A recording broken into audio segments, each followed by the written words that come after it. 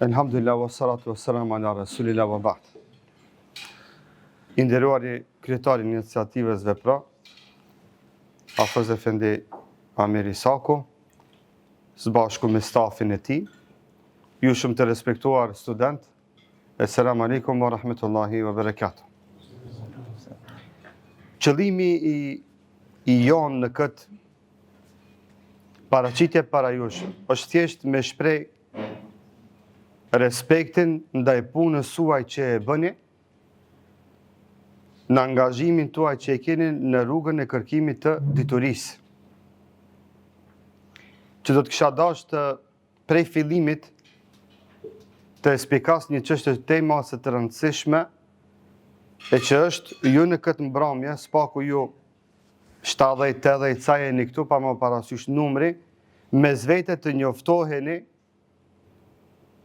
të shkëmbeni informata se kush prej jush në cilin universitet është dhe në çfarë drejtimi është duke studiu, nga cili qytet vjen, vetëm kjo nëse arrihet në këtë mbrëmje, në këtë takim, në këtë iftar, duke lutur Allahun që Allah këtë ditë agjërimi që e keni agjëruar tua pranon, e Zoti i Madh lutjet e tona që do t'i bëjmë në këtë kohë ku jemi me një periudhë ku Allahu i pranon lutjet e besimtarëve agjërues, që Allahu të na e bën të mundshme që të shohim juve së bashku dorë për dorë në projekte më të mira e më të mëdha.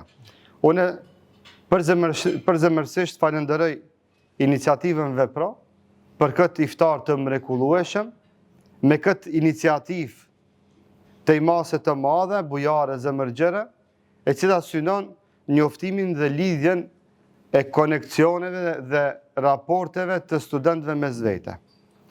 Një mesazh shumë të rëndësishëm që duhet pasur parasysh se forca e studentit nuk është si individ. Forca e studentëve tonë është si një shoqëri në vete, e cila shoqëri në vete në syrin tonë si prind, si më të më shumë, jeni padyshim bebza e syrit tonë. Jeni shpresa jonë, jeni i myti jonë, që tek ju kemi shpresa të mëdhaja, që shpresojmë nga ju dhe pritshmërit i kemi se gjitha gabimet që kanë ndodhur në të kaluarën dhe gjitha fazat që s'kemi mujt na me i arrit në të kaluarën tonë, kemi myt dhe shpresë të madhe se ato gabimi ju do t'i korrigjoni dhe ato arritje që na s'kemi mujt me i arrit do t'i arrini ju. Andaj Allahu azza xhel i thot Muhamedit sallallahu alaihi wasallam, "Kul hal yastawi alladhina ya'lamun wal ladhina la ya'lamun." Thuaj o pejgamber, si mund të jenë të barabartë ata që dinë me ata që nuk dinë?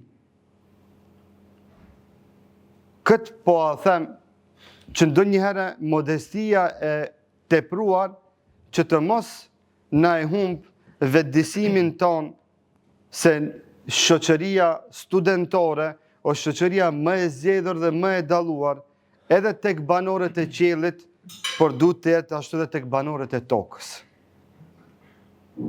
Ashtu duhet të jetë edhe tek banorët e tokës. Kur do të mirëni do të lexoni hadithe që kanë të bëjnë me vlerën e studentit, të gjitha janë të ndërlidhura me melaçe. Dhe se Allahu azza wa xal, këto krijesa të veçanta, gjigante, krijesa që asnjëherë Allahut asnjë mëkat nuk i kanë mëkatuar. Zoti i Madh thot, "Men salaka tariqan yaltamisu fihi ilma, sahhala Allahu lahu bihi tariqan ila al-janna." Kur një besimtar merr rrugën e kërkimit të diturisë, Allahu ja mundson të vazhdon rrugtimin e tij kundrejt xhenetit. Sahhala Allahu atij ja lehtëson. Ja bën shumë kollaj me mrin në xhenet. Nuk ka më kollaj dhe më lehtë se me mrin në xhenet se sa me dije të dobishme, qoftë ajo fetare, qoftë ajo jo fetare. Përderisa është e dobishme, i sjell njerëzimit zhvillim dhe mirëqenie, ajo është dobi, ajo është nditori e cila tek Zoti është e lavdueshme dhe e shpërblyeshme, e cila dituri madje edhe ta lehtëson rrugtimin tënd kundrejt xhenetit. Pastaj thot Muhamedi sallallahu alaihi wasallam, "Innal malaika latadau ajnihataha ala talibil." Thot melaqet vinë dhe i vendojnë krahërorët e tyre mbi supet e nxënësve të diturisë, mbi supet e studentëve. Melaqet vinë A mundesh me llogarit sa mirë do të ishte tani të vije hoxha, profesori jot, mësuesi yt, edhe me të kap kështu për qafe. Kur ligjeron në klas, ose kur imami ligjeron në xhami, pas ligjeratës vjen ta vendon krajin kështu, për qafan. A është një privilegj që ndjen njeriu në veten e vet, padyshim. E thot Muhamedi sallallahu alajhi wasallam, me laçet vijnë te studenti dhe krahërorët e tyre i vendojnë mbi ata. Te kuptoni se puna juaj nuk është një rutinë, zgjon mëngjes, shko bëni 5 orë në fakultet, ktheu te shtëpia. Jo, është adhurim.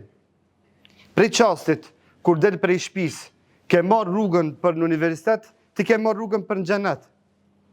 Shumë është me rëndësi me kuptu këtë fakt dhe me ndjenjë likurën tënde, sepse kjo ndjenjë ka me të bo më të ndërgjetshëm ndaj librit që i ke para vetës. Ka me të bo më të ndërgjetshëm kundrejt profesorit i cili është duke ligjeru para teje. Do t'i bëj sytë 4 me shtu fontën e diturive tuaja, që shpërblimi ju të jetë më i madh. Andaj, qalimi i sistemit edukativ arsimor në shumë rrethana të caktuar, edhe asoj fetare dhe asoj jo fetare, fillon nga mungesa e kësaj vetdijes që ndonjëherë na mungon si vetdisim, si student apo si nxënës, se nuk jemi të vetdijshëm se rruga jon për në universitet, ajo adresë do të thotë rruga jon në xhenet. Pastaj thot Muhamedi sallallahu alaihi wasallam, wa innal malaika wa hatta al-hitanu fi al-bahri tastaghfiru li talib al-ilm. Pastaj thot Muhamedi sallallahu alaihi wasallam, edhe balena që është në thellësitë të detit kërkon tek Zoti istikfar, falje për studentin kërkuesin e diturisë. Manaja e hadithit është që Allahu Azza wa Jall edhe gjallënesat dhe krijesat që komunikimin e tyre na se kuptojmë. Allahu i angazhon edhe ata që ata të kërkojnë falje te Zoti për studentin i cili ka marrë rrugën e kërkimit të diturisë. Ka marrë rrugën e kërkimit të diturisë. Dhe Ramazani vetvetiut na jep mesazhe dhe fllade të diturisë, saqë Muhamedi sallallahu alaihi wasallam në çdo Ramazan e bën të hatme Kur'anin, me Xhibrilin alayhis salam, përsëri me melaçe lidhja është. Madje edhe melaçja kryesore më e madhe vinte prej qiellit në tokë, që të ndëgjon Muhamedin sallallahu alaihi wasallam si e lexon dhe reciton Kur'anin.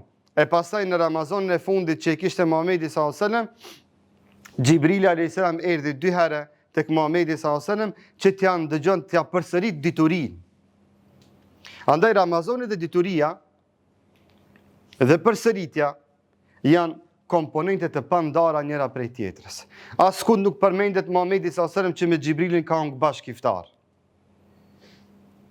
Apo që e ka bë këtë iftar bashkë me filan njerëzit dhe filan grupin.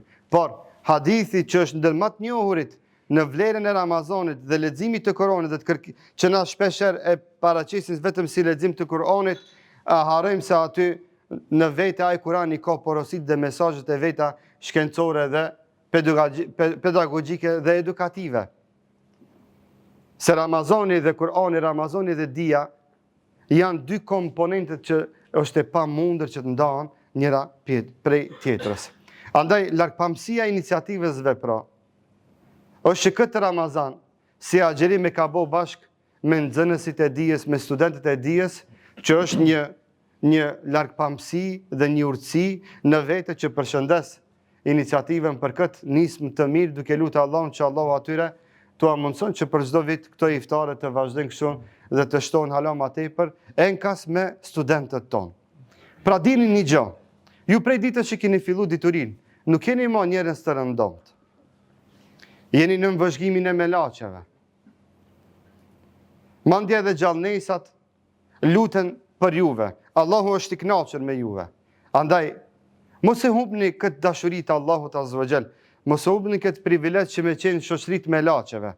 Dhe mos e humbni këtë privilegj që me qenë edhe në lutjet e gjitha gjallënesave që janë në tokë e në qiell. Madje edhe në det. Dhe asesi nuk guxoni që neve si qytetar, pak më shumë se jo, të na zhgënjeni me dështimet tuaja, por se të bëjni tillë që do të na gëzoni me sukseset e mëdha të cilat suksese ju sfidojnë parasyve tuaja në formë të përditshme, duke qenë ju kështu së bashku, duke qenë më të zgjedhshëm në studimet tuaja dhe duke mos u ndal asnjëherë në kërkimin e diturisë. Andaj njeriu urtë dhe urtar ka thonën utlubul ilme min al mahdi ila al lahdi. Kërkoje diturinë prej djepit e deri në frymëmarrjen e fundit, asnjëherë mos u ndal duke kërku dituri, sepse dituria është adhurim në vete që Zoti na shpërblen kudo që jemi dhe çfarëdo që studiojmë, përderisa ajo është e mirë dhe në të mirën e njerëzimit. Edhe njëherë, lut Allahun azza wa jall që Allahu të jep suksese në studimet tuaja, të shpërblen që sot zbukuruat këtë restoran me prezencën tuaj. Wassalamu alaikum wa rahmatullahi wa barakatuh.